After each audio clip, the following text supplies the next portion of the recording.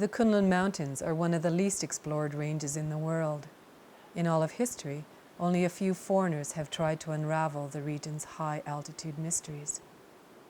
An expedition of 5 North Americans embarks on a grueling 350-kilometer trek through this inhospitable land.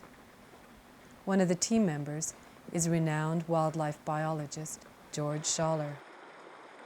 At 68, this tireless wildlife ambassador has yet to slow down.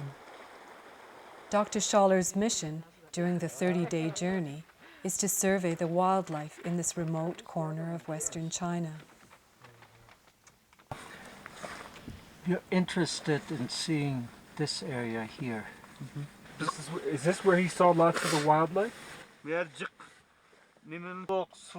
the help and experience of camel driver Jumarahun and 6 other Uyghurs who will tend the caravan, Schaller hopes to investigate a disturbing worldwide trend.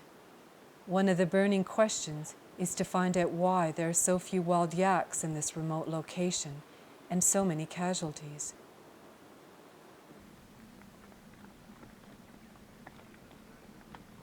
This high-altitude desert gives up its secrets reluctantly. The nuances of the landscape must be absorbed slowly and on foot. But handling the 24 donkeys in their caravan is a challenge.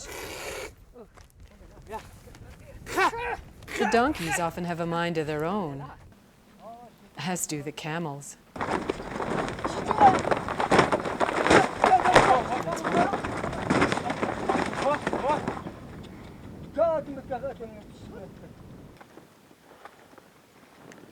Even though it's summertime in the Kunlun Mountains, the high elevation of 5,000 meters turns any precipitation into snow, a fact not lost on the donkeys. The kitchen tent provides a welcome refuge from the frequent storms. That's 10-pound loaf of bread. 2 of them. Unbelievable.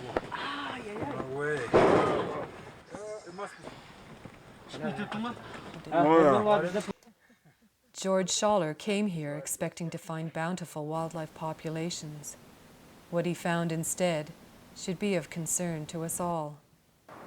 The wild yaks are really getting scarce in China.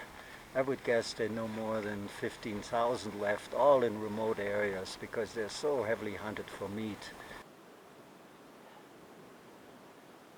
So George, this is the yak head I plucked that wool from. Oh, I see. You can see. Wow, look at the size of it. Yeah. Holy smokes.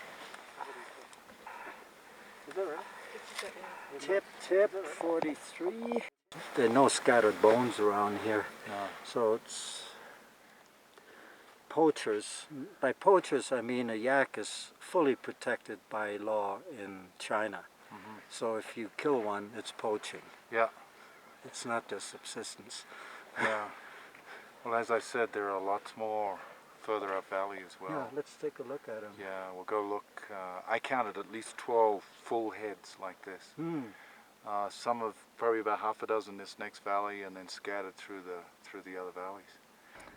You know, everybody likes to do something beyond oneself to help society in some way, to have a personal sense of merit in what one does. And conservation these days is certainly one of these aspects.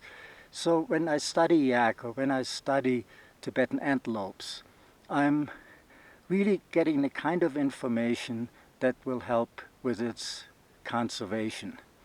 And for example, on this trip, any information we find, I will present to the Xinjiang government with recommendations that this whole area here be set aside as a conservation area or a reserve, so these species, some of which are endangered, have some level of protection.